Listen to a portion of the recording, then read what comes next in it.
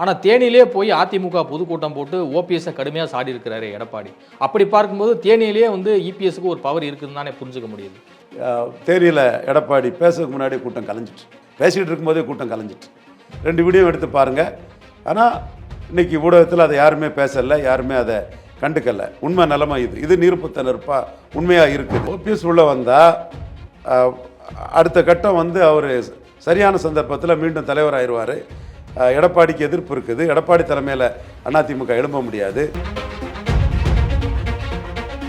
Double டிஜிட்டில் இந்த முறை வந்து விசிகா திமுக கட்சியில் வந்து ஒரு நிறைய சீட்டை கேட்குமா? எல்லா காலகட்டத்திலையும் இப்படி வரத்தானே செய்யும். 3 கேட்பாங்க, அது கேட்பாங்க. அது ஓரளவு அவங்க பலத்தை தெரிஞ்சு அவங்களோட தேவையை புரிஞ்சுக்கிட்டு, ஏன்னா லாபம் இருக்கு பாருங்க. 1% பலம் கொண்ட கட்சி கூட விஜய்க்கு மந்திரி சபை ஆஃபருக்கு வரமாட்டாங்க, நீங்களே வச்சுக்கிடுங்க, உங்க கட்சியை எல்லா மந்திரியும் எடுத்துக்கிடுங்கன்ட்டு போயிடுவாங்கன்னு சொன்னேன். யாராவது விஜய்கிட்ட கூட்டணிக்கு இதுவரை வந்திருக்காங்களா?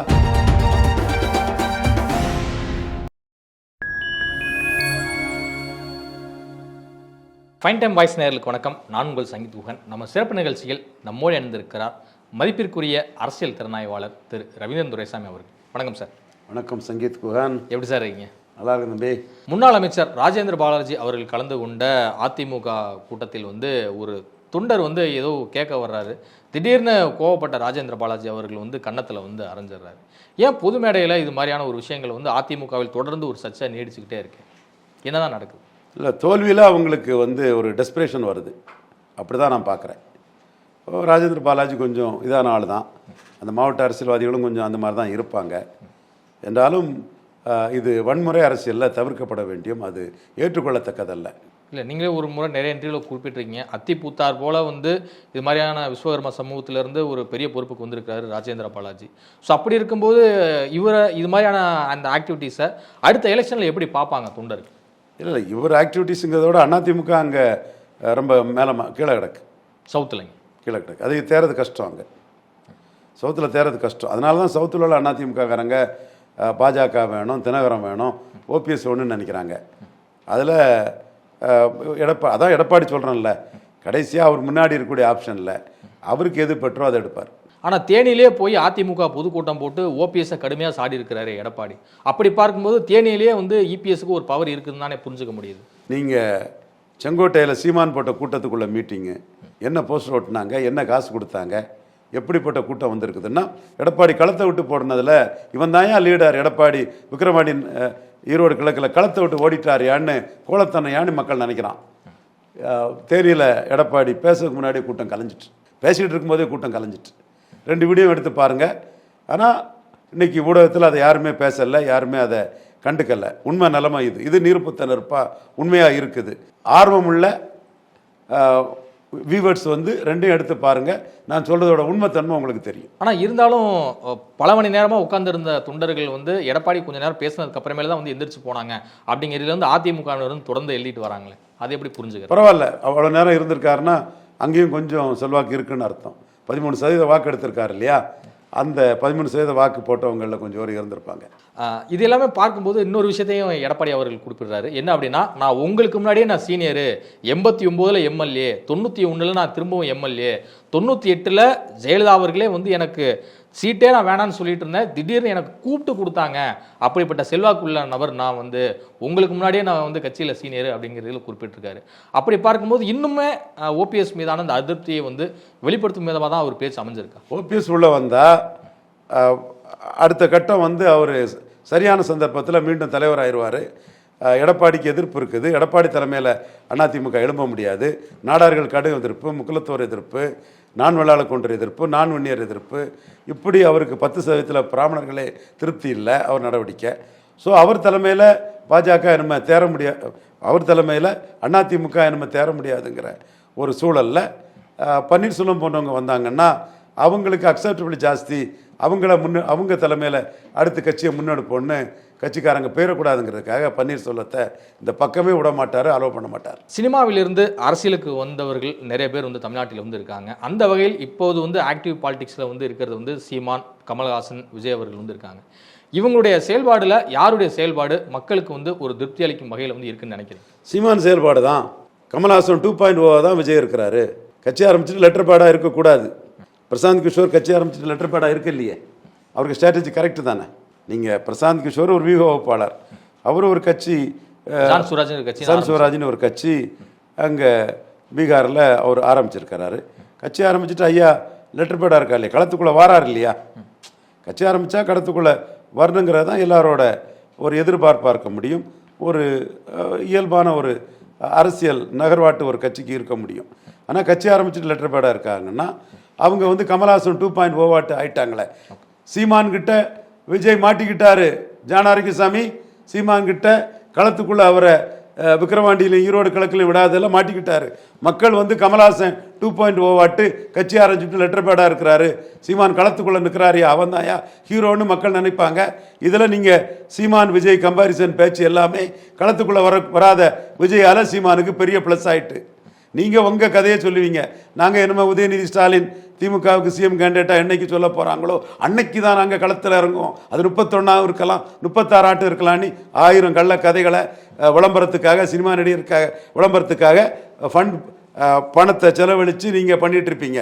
அது உங்கள் விருப்பம், அது உங்கள் உரிமை. ஆனால் ஒருத்தர் கட்சி ஆரம்பிச்சுக்கிட்டு லெட்டர் பேடாக இருந்தால் இவர் தேராத கட்சி, மக்கள் நல்ல அக்கறை இல்லாத பொழுதுபோக்கு கட்சி ஆரம்பிச்சிருக்காரு, பார்ட் டைம் பொலிட்டிஷியன் மக்களை ஒதுக்கிடுவான். கமல்ஹாசனே பின்னடைவை சீமான்கிட்ட சந்தித்தது இதுதான் காரணம். விக்கிரவாண்டி நாங்குநேரி வேலூரில் சீமான் கேண்டிடேட் போட்டார், கமல்ஹாசன் போடலை, கமல்ஹாசன் பின்னடைவை சந்திச்சிட்டாரு, சீமான் மேலே 8% வந்துட்டார். அதே கமல்ஹாசன் 2.0 வாட்டு விக்கிரவாண்டியிலும் ஈரோடு கிழக்குலையும் விஜய் ஆயாச்சு. இது பெரிய அடி, இதிலிருந்து விஜய் எழும்பி வர்றது கஷ்டம்தான். இந்த பின்னடைவு பெரிய பின்னடைவு. இது அரசியல் களத்தில் இருந்து அரசியலுக்கு வந்தவங்களுக்கும் நுணுக்கமான அரசியல் தெரிஞ்சவங்களுக்கும் தான் தெரியும். அதில் பிரசாந்த் கிஷோருக்கும் தெரியும் விஜய் விழுந்துட்டாரு காலி ஆயிட்டாருன்னு தெரியும். அதனால தான் டக்கு அடிச்சுக்கிட்டு ஒன்றும் இல்லாமல் போகலாங்கிற வார்த்தை அவர் மனசுலேருந்து வர காரணம்னா அப்படி போயிடுவார். மனுஷன் ஏற்கனவே கவர்ந்துட்டாரு விக்கிரவாண்டியிலையும் ஈரோடு கிழக்குலையும் கண்டஸ்ட் பண்ணாதில்லைங்கிறது அவருக்கு கருத்து. சன் சிவராஜ் கட்சி ஆரம்பித்து இமாம்கஞ்சில் 22.6%, பல்கஞ்சில் 10.6%, ராம்கரில் 3.9%, டராரியில் 3.5%. கடைசி 2 தொகுதி தவிர முதல் 2 தொகுதியிலையும் அப்பர் காஸ்ட் ராஜ்புட் பூமிகான் ஹயஸ்து பிராமின்ஸ் இவங்க வந்து கணிசமாக இருக்கிறாங்க. அந்த வாக்காளர்கள் ஆதரவில் இவர் பிரசாந்த் கிஷோர் ஒரு அரசியல் சக்தி ஆயிடுவார். 2025 யார் தோக்கா யார் ஜெயிக்கான்னு தெரியல. ஆனால் எனக்கு தெரியுது யார் தோப்பாங்கன்னு. குழப்பத்தில் இருக்கவங்க தான் தோப்பாங்க. என்டிஏ ஸ்ட்ராங்காக இருக்குது.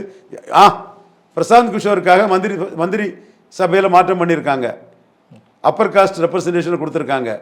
பூமிகார் பிராமின் ராஜ்புட் கயஸ்தாலாம் அவர்கிட்ட போயிடக்கூடாதுன்னு நிதிஷ்குமார் நினைக்கிறாரு. பீகார் அப்படி ஒரு அரசியல் இருக்கு.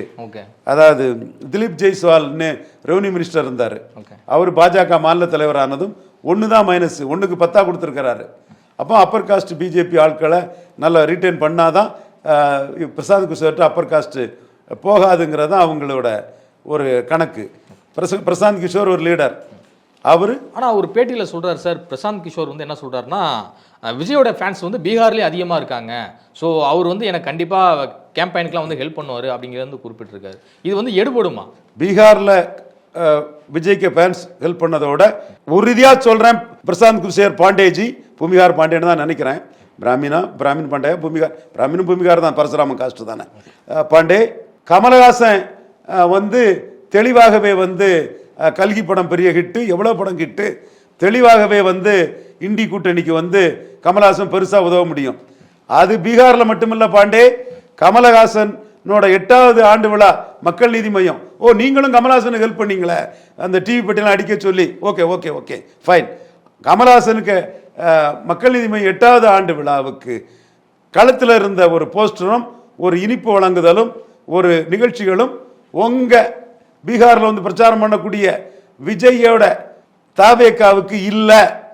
நீங்கள் உங்கள் சன் சிவராஜ் ஆட்களை வச்சோ உங்கள் ஐபாக் டீமை வச்சோ உங்களுக்கு வேண்டிய நியாயமான நடுநிலைமையான பத்திரிகையாளர் வச்சோ அதை கிராஸ் செக் பண்ணுங்க. கண்டிப்பாக ஜானாரிசாமிகிட்ட கேட்டாதீங்க, அவர் பொய்யை தான் சொல்லுவார், புரட்டை தான் பண்ணுவார், கொடுத்த காசுக்கு தான் அவர் வேலை பார்ப்பார். அதனால் தப்பு இல்லை, அது சில கோடிகளை வாங்கிட்டு அவர் வேலை பார்க்குறது அவருக்கு உரிமை, அவர் அந்த தொழிலில் இருக்கிறாரு. ஆனால் நீங்கள் இண்டிபெண்ட் மீடியா பீப்புள்கிட்டையும் இண்டிபெண்டான ஆட்கள்கிட்டையும் தமிழ்நாடு ஃபுல்லாக சர்வே எடுங்க. கமல்ஹாசனுக்கு மக்கள் நீதி மையம் 8வது ஆண்டு விழாவுக்கு நிகழ்ச்சிகள் நடந்ததா, தாவேக்காவுக்கு 2வது ஆண்டு விழாவுக்கு நிகழ்ச்சிகள் நடந்ததான்னு பாருங்க. அது மட்டும் இல்லை, பீகார்லையும் உங்களுக்கு விஜய் ஆதரவு ஹெல்ப் பண்ணதை விட இண்டி கூட்டணிக்கு கமல்ஹாசன் ஆதரவு ஹெல்ப் பண்ணும் பாண்டே. புரிஞ்சதா பாண்டே? திமுக கூட்டணியில் அங்கம் வகிக்கக்கூடிய சிபிஎம் வந்து திரும்பவும் சாம்சங் தொழிலாளர்களுக்காக ஒரு போராட்டத்தை முன்னெடுக்க இருக்கிறது சிஐடிவி மூலயமா. இன்னொரு பக்கம் விசிக தலைவர் திருமாவளவன் அவர்களே வந்து வெளிப்படையாக ஒரு குற்றச்சாட்டை முன்வைக்கிறாரு.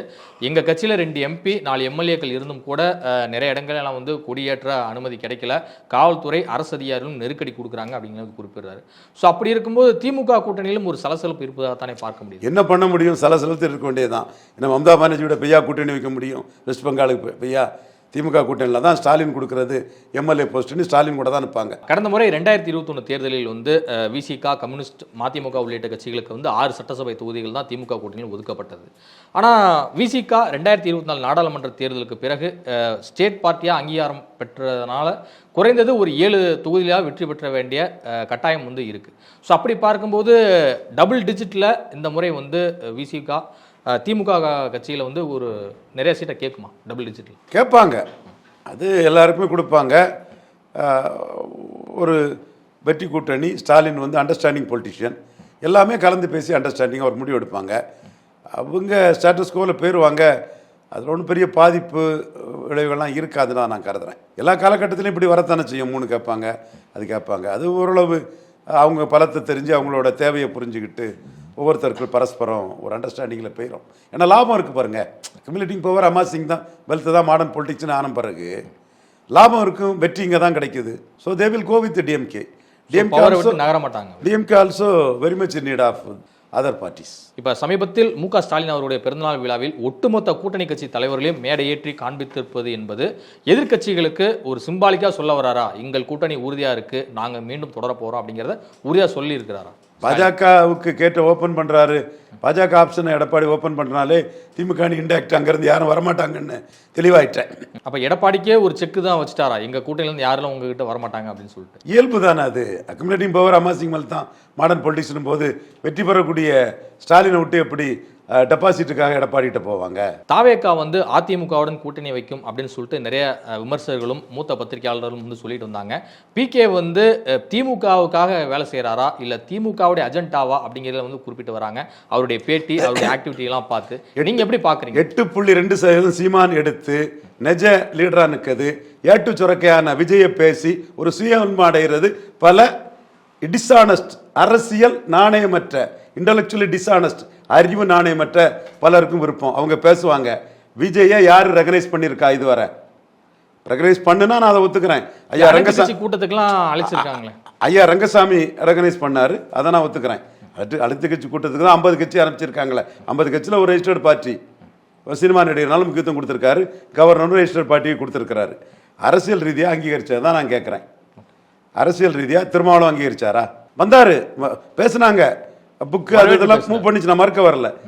என்ன சிஎம்மா சொல்லு, அதுதானே அங்கே ஒரிஞ்சது. டைரக்டாக கேட்கல, அந்த பேட்டியை தானே கொடுத்தாரு. அப்போ விஜய தலைவராக ஏற்றுக்கிட்டு போக திருமாவளவன் தயாரில்லை. அதான் அதனுடைய பொருள். பொருள் அதானே. 1% பலம் கொண்ட கட்சி கூட விஜய்க்கு மந்திரி சபை ஆஃபருக்கு வரமாட்டாங்க, நீங்களே வச்சுக்கிடுங்க, உங்க கட்சியை எல்லா மந்திரியும் எடுத்துக்கிடுங்கன்ட்டு போயிருவாங்கன்னு சொன்னேன். யாராவது விஜய்கிட்ட கூட்டணிக்கு இதுவரை வந்திருக்காங்களா? நீங்க சொல்ற பார்த்தா கடைவிரித்தேன் கொள்வார், கடைவிரித்தேன் கொள்வார் இல்லை. தப்பான பீகம், அடிபட்டுட்டார் விஜய். அதுலயும் சீமான மாதிரி 214 தனிச்சிருப்பான்னு சொல்லக்கூடிய தில்லு துணிச்சல் ஆளுமை இல்ல விஜய்க்கு. யாராவது கூட்டணிக்கு வருவாங்களா, அல்லது கூட்டணிக்கு யாரும் வரலன்னு நம்ம கிடைக்கிற சீட்டை வாங்கிட்டு போயிடலாமாங்கிற சந்தர்ப்பவாத நிலைப்பாடு, அரசியல் வியாபார நிலைப்பாடு. அது அந்த வியாபார நிலைப்பாடு வெட்ட வெளிச்சமாயிட்டு 1/2% ஓட்டு பலம் உள்ள புதிய தமிழகம் கூட விஜய் தலைமை ஏற்கனவே சொல்லல. யாராவது சொன்னா சொல்லுங்க. அசான சார் நீங்க சொன்னீங்க, நான் சொன்னேன்னு அப்பவே யாரும் வரமாட்டாங்க. ஏன் சீமானே சொன்னார, எப்ப யாரும் வரமாட்டாங்க, விஜயகாந்த் முன்னாடி மக்கள் நல கூட்டணி ஒண்ணு வந்துனா கூட அவர் 8% 10% எடுத்தாரு, வரமாட்டாங்க. சீமானுக்கு இந்த கருத்துக்கு அறிவு நாணயம் பற்றி பேசக்கூடிய அரசியல் விமர்சகர்கள் பதில் சொல்ல முடியுமா? அவங்களால முடியாது. என்னத்தையும் தரவு இல்லாம பேசிட்டு போவாங்க. தரவுகள் வேணும் சார். ரங்கசாமி விஜயை பார்த்தாரு, ஓகே பெஸ்ட், விஜய்க்கு அது ஒரு பெரிய பிளஸ். மறக்க வரலையா? பாண்டிச்சேரி புதுச்சேரியை பொறுத்தவரைக்கும் பிளஸ். பாண்டிச்சேரியில் ஒரு செல்வாக்கு இருக்குன்னு தான் அர்த்தம். நம்ம அதை மறுக்க முடியாத. சீமான் டிக்கடித்த விஜய், துணை முதல்வர் சீமான். எப்பா மோசடி ஃப்ராடுத்தனம் சொன்னா இல்லையா? அன்னைக்கு சொன்னா இல்லையாப்பா உங்க மோசடித்தனத்தை? 4 நாளே சீமான் ஏன் பின்னாடி வான்னு சொல்லிட்டாரு. சீமான் 30 சீட்டு விஜய் கொடுக்கலான்னு இருந்தார். சீமான் மேல பற்றுதல் உள்ள ஒரு பிராமண சமுதாய தம்பி, அண்ணே 20 சீட்டுக்கு மேல பலனிருப்புக்காக கொடுத்தா உங்க செல்வாக்கு பாதிக்கும்னே, கொடுக்கவே கூடாதுன்னு அவன் சண்டை போடுறான். அடையாள அரசியலுங்கிறது 20 சீட்டுக்கு உள்ள நிக்கணும். விஜயராகவனுக்கு ஜெயலலிதா 20 சீட்டு தான் கொடுத்தாங்க. கேட்டிக்கு தங்கமணிக்கு இந்திய கம்யூனிஸ்டுக்கு ஜெயலலிதா 20 சீட்டு தான் கொடுத்தாங்க. சிவாஜி கணேசனுக்கு பலன் நிரூபிக்காம 50 சீட்டு கொடுத்து பலன் நிரூபிக்காத ஃபோல்ஸாக்கி ஜானியும் அடிபட்டு சிவாஜியும் அடிபட்டு போனார். ஸோ பலன் நிரூபிக்காதவருக்கு யாரும் அடையாள அரசியல் தாண்டி சீட்டு கொடுக்க மாட்டாங்க. ஏன்னா இதுல இவங்க ரஜினி கூட கம்பாரிசன், என்கிட்ட இருந்து சுட்ட காப்பி அடிச்ச ஸ்ட்ராட்டஜி தாங்க, சுட்ட ஸ்ட்ராட்டஜி தான் அது ரஜினிக்கு பொருந்துச்சு. ரஜினி எங்க, விஜய் எங்க? ரஜினியை மோடி பார்த்தாரு, இவர் பரிதாபமா காத்து கடந்து மோடியை பார்த்துட்டு வந்தாரு. என்ன ஆர்எஸ்எஸ் சொல்ற, உனக்கெல்லாம் உண்மைதான், ஆர்எஸ்எஸ் காரன் தான், அதுல எந்த மாற்றமும் இல்லை. ஆர்எஸ்எஸ் இந்த நாட்டுக்கு மிகப்பெரிய தேசபக்தி கொண்ட இயக்கம், மிகப்பெரிய சேவை இயக்கங்கிறதுல மாறுபட்ட கருத்து யாருக்கும் இருக்க முடியாது. விஜய் மோடியை பார்த்ததையும் நான் வரவேற்கிறேன். ஆனா வித்தியாசம் என்னன்னா, எங்க அண்ணன் ரஜினிகாந்த மோடி பார்த்தாரு, மோடியை இவர் போய் பார்த்தாரு. இன்னைக்கு இவருக்கு ஸ்டாச்சர் இதுதான்.